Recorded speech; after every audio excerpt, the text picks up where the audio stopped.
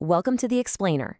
Today, we're going to talk about unlocking your career mobility by finding and, more importantly, selling your most valuable asset, your transferable skills. So let's start with a feeling I think we all know. You ever feel kind of stuck? Maybe a little undervalued? Or just not sure what the next step should be? Well, here's the good news. The solution isn't about starting over from square one. It's really about uncovering a superpower that you've actually been building this whole time. Okay, let's get into it. All right, so first things first, what is this superpower we're talking about? And spoiler alert, is probably a term you've heard before, but we're going to dig into what it really means. We are talking about your transferable skills. Think of these as your career passport. They're the concrete, proven abilities you can take absolutely anywhere, from a retail job to a tech startup. They're what make you adaptable. Now, this is a really important distinction. People throw around the term soft skills a lot. And yeah, things like empathy are definitely transferable, but transferable skills is a much, much bigger bucket. It also includes objective things you can actually prove, like project management. And it's really no surprise that these are the skills employers are constantly looking for. They are the bedrock of success in pretty much any job. As the world gets more automated, these fundamental human skills are actually becoming more valuable, not less. Okay, so you're probably thinking, great, but how do I actually find these skills in my own life? It can be tough to see the forest for the trees. So let's walk through a super simple 3-step process to build your own skill inventory. And you need to look at everything. Your jobs for sure, but also that time you volunteered for a local charity or that side project you worked on.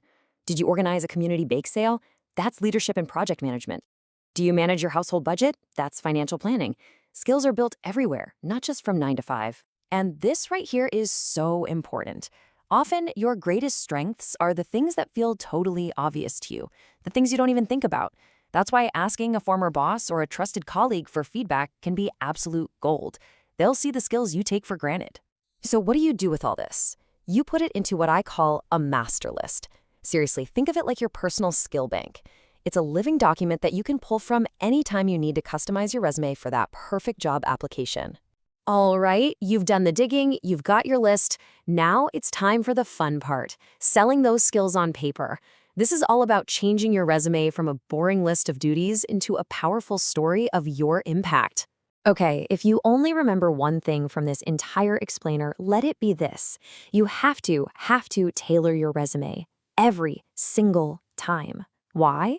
Because a generic resume will probably get tossed out by automated software, the applicant tracking system, before a human ever even lays eyes on it.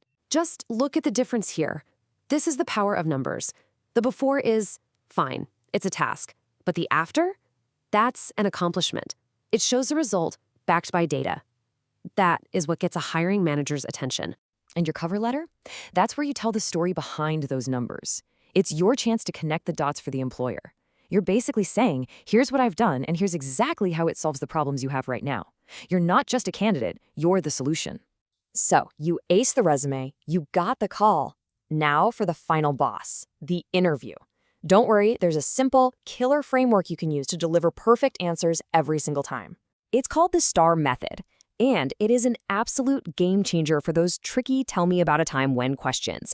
It gives your answers a clear beginning, middle, and end, making sure you hit all the key points. Let's just break this down. It's beautiful, right? The situation and task are short and sweet. They just set the scene. The action is all about what I did, specific steps. And then the result? Bam! Hard data. It's a complete, compelling story of success. And that number at the end, that 15%, that's the kicker.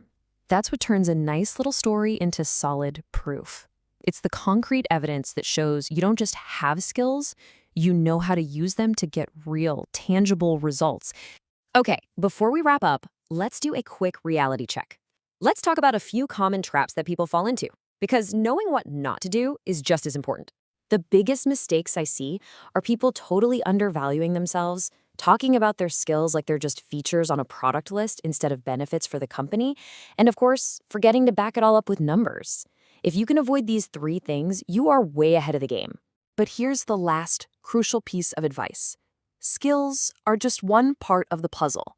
You have to connect them to a bigger picture. What do you actually want out of your career and your life? Don't get so good at selling yourself that you end up selling yourself into a job you can't stand. Look, this whole thing is about empowerment. It's about seeing the incredible value you already bring to the table and just learning how to talk about it. So I'll leave you with a question to get you started. What's the very first skill, big or small, that you're going to add to your master list today?